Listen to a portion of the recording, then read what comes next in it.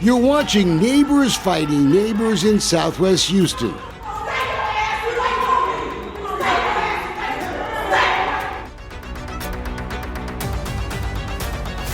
And you ain't gonna disrespect him in You front ain't of got me. disrespect me either. Man, you could go kiss a fat woman's ass.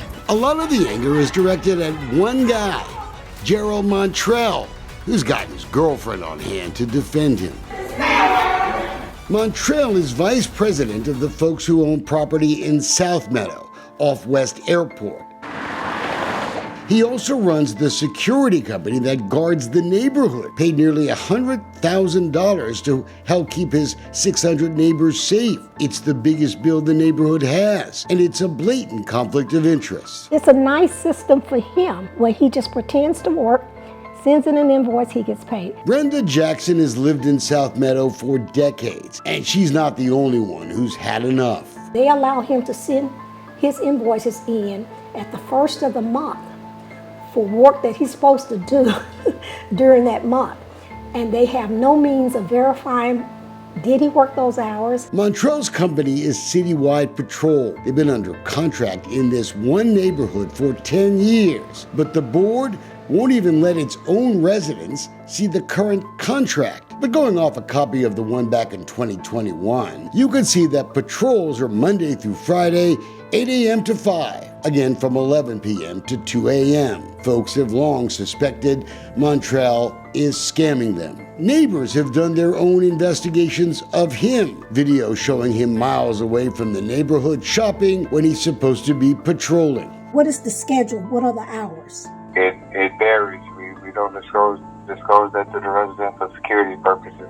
Okay, it's the old need to know nonsense. Keep it a secret from the people who are paying the damn bills. Why are you hiding in here when you're supposed to be outside protecting the neighborhood? We wanted to watch for ourselves, and on our first day of surveillance, we didn't see Montrell leave his house at all. But mid-morning, we saw another vehicle with the security sign plastered on the side. It was registered to McKnight Thomas. Turns out he's another official of the neighborhood's board of directors. We checked. He's not a state commissioned security officer. That's required by the contract. He patrolled for a few hours, then went to Whataburger. We watched him sit in a Walmart parking lot outside the neighborhood for at least an hour. As far as that night patrol, on the night we watched, neither Thomas or Montrell guarded anything but their own homes. When the neighborhood accepts invoices for time that hasn't been worked yet, you're bound to get taken. They make no adjustments on his subsequent invoices if he did not work. Despite what we saw and the contract violations documented by pictures and videos, Citywide Patrol keeps the contract and tells the folks asking questions to go to hell. The disdain for the people who pay their salary is clear. Residents have filed police reports against Montrell for threats, intimidation, for what even sounds like stalking by their own security. Because now I feel like I'm locked in. He's just hanging out there on my street. And now I'm sitting here telling my children, hey, if you see the security guard, call 911, don't talk to him. So this guy has found a way to just be paid for not performing, be paid a good salary. He's got people who look the other way no matter what violations he commit. Come on.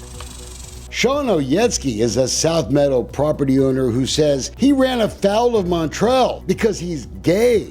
He started out calling me faggot. He goes, "You look bored, faggot, come over and suck some dick." And then just continued going on and on. This is your security guard Security for your house. and the vice president of our HOA board. Montrell denies ever saying those mean things and claims Sean is harassing him because he's black. But Sean is among a group of residents of every color who have tried to get a court to remove Montrell and the rest of the South Meadow Board of Directors who protects him. I heard you were like the neighborhood bully or something. Why don't you come out and talk to me? I'm waiting for you. Montrell and his buddies control the board, getting voted in year after year. And we think we know how he does it. I see dead people. Through voter fraud. And I think it was 2020. It was sometime recently that my father signed a proxy. In your dreams? Patty Fedulis' dad voted for Montrell. Here's his proxy ballot for the election. The challenge with that is that my father died in 2008. It's kind of hard for dead folks to show up at the annual meeting. And I'm okay. If it's a fair fight or a fair contest, I don't have a problem losing. But when it's unfair, I do have a problem with that. Brenda Jackson's been running to get Montrell off the board for nearly 5 years. She loses every time she runs. But she's taken a closer look at some of the ballots. Court records in a lawsuit filed by residents show 7 of the ballots in 1 year were signed by dead people. I see dead people. Eric Shupak was surprised to see his dad's signature on a proxy ballot. My father died in 2021, so she knows that it was a deceased person's forgery as well. There are sworn affidavits that signatures on some of the ballots were forged, signed by people who don't own property. Voters misspelled their own names in 27 of the ballots, and that was all in 1 year. And when you look at the signatures of voters from multiple elections, the way they sign their name sure changes a lot, and they look a lot like the way Montrell signs his name.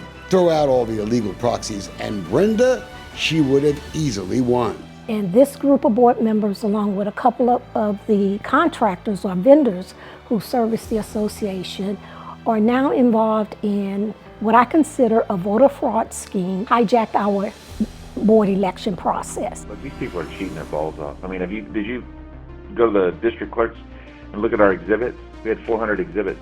Tom Nixon is the lawyer trying to put an end to this reign of neighborhood fraud. We know this isn't a multi-million-dollar caper, but imagine if your neighborhood was being held hostage like this. This HOA affair, it's a microcosm of why so many people in this country are complaining about voter fraud. They've gotten so used to cheating, they just do it on the regular.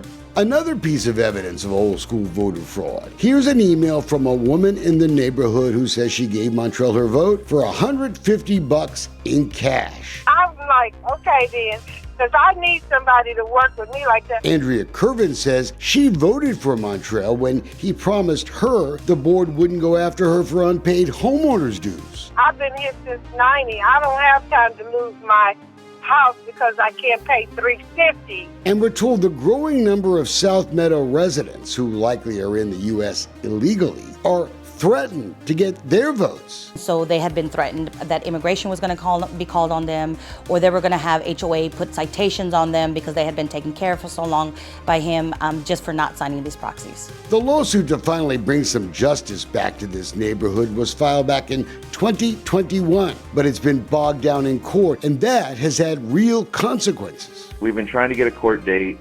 By the time we get a court date, another election has happened. I got to get those ballots and those proxies and figure out what fraud they committed in that election. So it kind of just becomes this rolling snowball.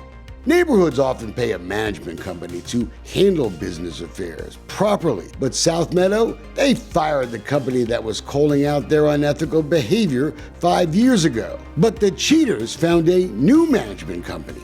Marshall Management charges the neighborhood $26,000 a year. The owner ignored our call, so we went to find her at her other job, representing taxpayers in Missouri City. Sonia Brown Marshall is a member of city council there, and she used the town's police force to protect herself from us. Yes, I'd like to talk with Councilwoman Brown Marshall. Can I ask her if I can talk to her? Why can't I ask her if I can talk to her? All right, well then I'll call from here. Councilwoman, may I talk with you, please? Councilwoman? Police blocked us, rushed her to her car to protect her from our evil camera. Can we talk to you, please? I wonder if voters in Missouri City know that the Marshall Management Group has a 1-star rating from the Better Business Bureau. You can't get worse. This company does not help out the residents, and that complaint isn't from the South Meadow neighborhood. You don't work for the people of the neighborhood, even though they pay your salary. That's not how that works, ma'am. Sonia, I am so surprised you over in Missouri City. And you ought to be ashamed of yourself to sit up. I'm not ashamed of anything that I do. Maybe she sees dead people too. Days later, she did grace us with a phone call. I can't talk to you about South Meadow. I don't have authority to. People want to get rid of the security company, and they can't because you keep running elections that keep him on the board, and there are term limits. We'd like to think an elected public official would actually care about stuff like voter integrity. They can take it up with a judge because the judge will make that decision. The neighborhood association lawyer is Susan Rice. She makes $21,000 from this one neighborhood. So the board is currently being sued in 2 separate lawsuits, and at the heart of those lawsuits is Gerald Montrell's behavior, both as a board member and as a security guard. Jennifer Jenkins is a lawyer who lives in the neighborhood, and she says she's actually watched a video of Montrell allegedly assaulting a 15-year-old boy. Gerald comes behind him and puts him in a chokehold and immediately starts choking him from behind. You can't tell from the angle of the camera if Gerald steps on his testicles or if he just kicks him between the legs. That video was taken by Tyrone Creeks Jr., the son of 2 South Meadow board members. I no longer have that. Once I gave it to the sheriff department, I didn't keep it. The video was apparently given to the Harris County Precinct 6 constable. Montrell was a reserve deputy there. Not anymore, but nothing ever happened with the video. Coretta Creeks, she's no longer on the board, but her husband still is. What they're doing is unethical, but it doesn't seem to matter. I would like to see this entire board removed. I believe that Gerald Montrell belongs in prison. And it's all about money and greed. The management team, the board, every single person on that board knows what's going on. As far as I'm concerned, they all have to go. Which is why they called us. The lawsuits have dragged on for years. Judge Deidre Davis, you should have this board removed immediately and should report the evidence of voter fraud to the DA. So we reached out to you guys because we need a bigger voice, because this is contained in our little subdivision. We're looking for the security for the neighborhood. We knew where we could find Mr. Montrell. We saw him go inside the neighborhood clubhouse. But when we checked the door, it was locked. Security! Can I get a little help out here? Montrell was just feet inside that door, but he wouldn't open it. Is this what you're gonna do? You're gonna hide in this? You're gonna hide in this building? Aren't you supposed to be out protecting the folk? I heard you were like the neighborhood bully or something. Why don't you come out and talk to me? I'm waiting for you. Why are you hiding? This is kind of embarrassing. What do you think all the neighbors are gonna think when they see you hiding?